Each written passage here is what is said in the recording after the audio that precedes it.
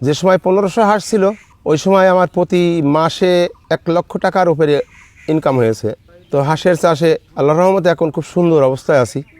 সময় সময় আমি কষ্টের কথা মনে হলি আমার নিজের কান্না চাবে। আমার জীবনে আমি খুব কষ্ট করেছি, আমি টেনে টেনে হকারি করেছি।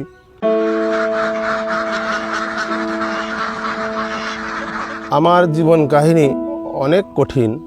আমি একজন দরিদ্র মানুষ। জীবনের শুরু থেকে আমি একজন গ্রামে হকারি করে ডিমের ব্যবসা করতাম। তারপরে কোনো হালে কষ্ট করে দিন যাপন করেছি। আমি একটা হাঁসের খামার করি। প্রথমে 300 হাঁস কিনি। 300 হাঁসের পরে আমি 800 হাঁস কিনি। 800 হাঁসের পরে আমি 1500 হাঁস কিনি।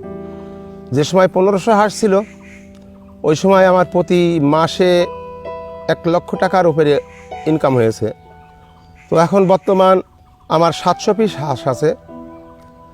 যখন সিজন আসে তখন 60 থেকে 70 হাজার টাকা এই 700 হাঁসে সিজনে ইনকাম হয়। আর যখন ডাল সিজন আসে ডাল সিজন বলতে মাঠের খাবার পায় না, তখন শুধু ভাসা পানিতে, সাদা পানিতে হাঁসগুলো ঘুরে বেড়ায়। তখন নিজের ঘরের খাবার দিলে তখন দেখা যাচ্ছে মাসে 20,000 30,000 এর মধ্যেই থাকে। আমি প্রথম যখন 300 হাঁস নিই, একটা বাচ্চা 3 থেকে আপনার 3.5 মাসের ভিতরে 1-8 পিস ডিম পাবেন যদি বাচ্চাগুলো ভালো করে আপনারা খাওয়ান বা সে যদি তাজা মোটা হয়ে যায়। আর আমি ওই 800 হাঁসের থেকে পরের বার আমি 1500 হাঁস কিনি। 1500 হাঁসে আমার 3 মাস 17 দিন যখন বয়স হয় ওই দিন আমি 1 পিস ডিম পাই। তারপরে 3 দিন পরে আমি 7 পিস ডিম পাই। দেখেন 3 মাস 3.5 মাস বা 4 মাস খুব একটা বেশি দিন না, ফুল প্রোডাকশন পাবেন আপনি 5 মাসে। তখন আপনি প্রোডাকশন যখন চলে আসবে তখন আপনার ভালো লাগবে হাঁসের ঘর থেকে ডিম বের করতে, বা ওই ডিমগুলো আপনার বাজারে বিক্রি করলে, বা আপনি যদি মনে করেন যে না আমি বাজারে বিক্রি করবো না, আপনার বহুত ব্যাপারী আছে আপনার কাছে ফোন দেবে। আপনাদের অনেক এলাকায় বিল খাল আছে, এই সমস্ত জায়গায় যদি আপনি বেশি না পারেন আপাতত 200 পিসও যদি নেন তাও দিন আপনাদের 500 টাকা আয় হবে। আর এই 200 পিস হাঁস রাখা কোনো কষ্ট না, কোনো কষ্ট না।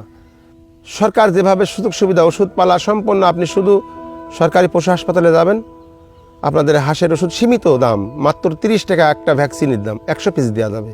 প্রত্যেকটা মানুষকে বলবো যদি কেউ বেকার বা কোনো বৃদ্ধও যদি থাকে, সে যদি সর্বনিম্ন যদি 300 হাঁস কেনে তাও মাসে 300 হাঁসে সে 30,000 টাকা ইনকাম করতে পারবে।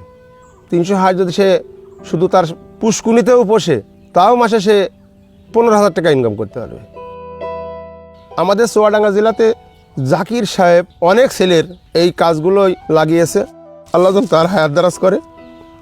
জাকির সাহেব একজন, সে আমাদের খুলনা বিভাগের সবথেকে এই খামারি হিসাবে বা উনি সবথেকে ভালো বোঝে। উনি এখন একজন হ্যাসারির মালিক। উনি এই ব্যবসায় ওনার কিছুই ছিল না, উনি আজকে কোটি কোটি টাকার মালিক। তো হাঁসের চাষে আল্লাহর রহমতে এখন খুব সুন্দর অবস্থায় আছি। এখন আমার একজন লোক আছে, আমি নিজেও পরিশ্রম করি। তো সিজন আসলে 60 থেকে 70 হাজার টাকা পর্যন্ত ইনকাম হয়। এবং এখন ডাল সিজন, এখন শুধু আমাদের বিল খাল সব ধান লাগাই ফেলছে। এখন তো ধানের মাঠে দেওয়ার মতন এই ধানের মাঠে বিষ দিচ্ছে, বিষ খেয়ে হয়তো ওগুলো মারাও যেতে পারে। যার জন্য সাদা পানিতে যে বাড়তি যে খাবারগুলো, ভুট্টা, ধান, কিছু কিছু ফিড এগুলো দেওয়া হয়, তাতে ওদের পেছনে খরচ আসে 2000 থেকে 2500 টাকা পর্যন্ত। একজন শিক্ষিত ছেলেকে আমি বলতেছি, সে যদি আগিয়ে আসে দেশের উপকার হবে। আমি লস খাইছি এমন এক সময়, সিরাজগঞ্জের থেকে হাঁস নিয়ে আসলাম, আমার হাঁসে ভাইরাস লাগলো। ভাইরাস মানে ডাক পেলে ভাইরাস লাগলো। আমি ওই হাঁসটা, তখন আমার টোটালে 2 লাখ টাকার হাঁস কিন্তু মারা যায়। যেগুলো বেঁচে ছিল ডাক্তার শরীফুল সাহেব হাঁসগুলো চিকিৎসা দিল, দেওয়ার পরে হাঁসগুলো ভালো হলো। আমি ইনশাল্লাহ কিন্তু ওই 2 লাখ টাকা লস তুলেও আমি দ্বিগুণের উপরে লাভ করছি। তাহলে বুঝতে পারছেন আমার কথা। লস তো হবেই, ব্যবসা মাত্র তো লস হবেই। যে কোনো কর্ম করতে হলে কিন্তু একটু রিস্ক নিতে হবে। আমি তো নিজেও একসময় ভিখিরির মতো ছিলাম। আমার একটা ছেলে আছে, বয়স তার এখন 35। সময় সময় আমি কষ্টের কথা মনে হলি আমার নিজের কান্না চাবে। আমার জীবনে আমি খুব কষ্ট করেছি, আমি টেনে টেনে হকারি করেছি। আমি নিজে কথা বলতে পারছি না। আমি এত কষ্ট করেছি, আমার ছেলে নিম্নে 15 লাখ টাকা নষ্ট করেছে পিলাস খেলা খেলে। বিভিন্ন কাজ আমার নিজের একটু হেল্প করে না। সে 1,05,000 নগদ টাকা নিয়ে ঢাকায় পালিয়ে গিয়েছে। এমন সন্তান যেন কারণ না হয়। আর যে সন্তানরা সামনের দিনে গড়ে উঠছে তারা যেন তার মা বাপের মনে কষ্ট না দেয়। এখন শুধু আমি আর আমার ওয়াইফ, আমরা দুজনা। আর ওই ছেলের একটা ছেলে আছে, যে আমি একটা চিন্তা ভাবনা করলাম যে এই ছেলে যদি ওর আব্বার সাথে দিয়ে দিই, ও জীবনটা নষ্ট হয়ে যাবে। তাই ও আমার কাছে আছে। পিতা মাতা কী জিনিস ও কিন্তু বোঝে না। এবং সে এখন ক্লাস 3-তে পড়ছে, খুব ভালো ছাত্র। আপনারা জানেন কোকিল পাখি ওরা কিন্তু বিভিন্ন পাখির বাসায় ডিম পাড়ে। যেমন শালিক পাখি আছে, শালিক পাখির বাসায় কোকিল পাখিতে ডিম পাড়ে। ওই কোকিলের বাচ্চা যখন আস্তে আস্তে বড় হয় তখন ওই শালিককে ছেড়ে গেতে চলে যায়। হয়তো এমন একদিন আসবে আমার জীবনে, ঠিক ওরকম আমার ছেড়ে হয়তো চলে যাবে তার বাপ মার কাছে। তা আমার কর্তব্য যেটা আমি করছি, যে আমি তার মানুষ করার মতো চেষ্টা করছি। আমি যতদিন বাইসে আছি, যে কয়দিন বাইসে আছি, এখন সে ক্লাস 3-তে পড়ে।